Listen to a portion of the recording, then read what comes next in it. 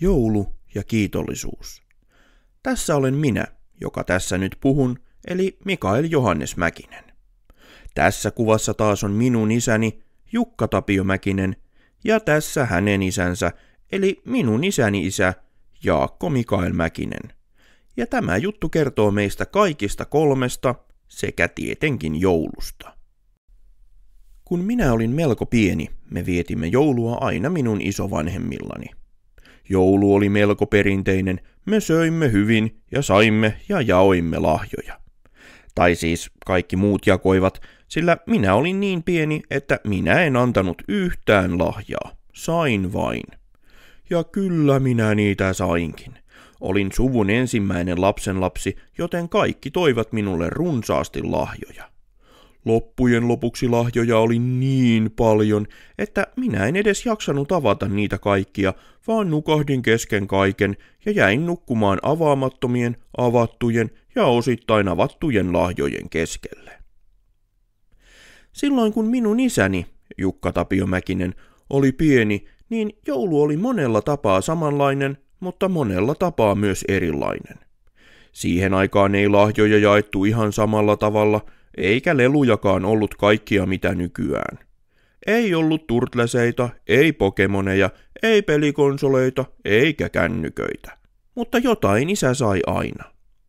Isä kertoo, että monesti hän sai lahjaksi vaatteita tai kirjoja, mikä oli hyvä, sillä isä pitää kirjoista. Sitten päästäänkin minun isoisääni, eli Jaakko Mikael Mäkiseen. Hän oli syntynyt 1920, eli siitä alkaa jo olla paljon aikaa. Mutta silloinkin vietettiin joulua, totta kai. Ruokaa oli tietysti, mutta erilaisia ruokalajeja ei ollut ihan niin paljoa. Isoisä sanoikin aina, että kaikista paras lahja, jonka hän lapsena sai, oli appelsiini. Appelsiini! Kuvitelkaa sitä. Se oli hänelle kuitenkin niin erikoinen ja arvokas lahja, että hän muisti sen lopun ikäänsä.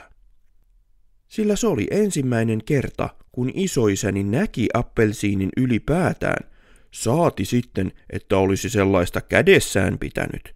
Ja nyt hän sai syödä sellaisen. Eli siis pitää olla kiitollinen.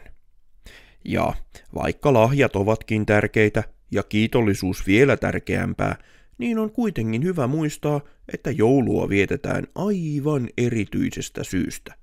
Vaikka kyllähän te kaikki muistatte, että Jeesus syntyi jouluna, sillä olettehan te fiksua porukkaa.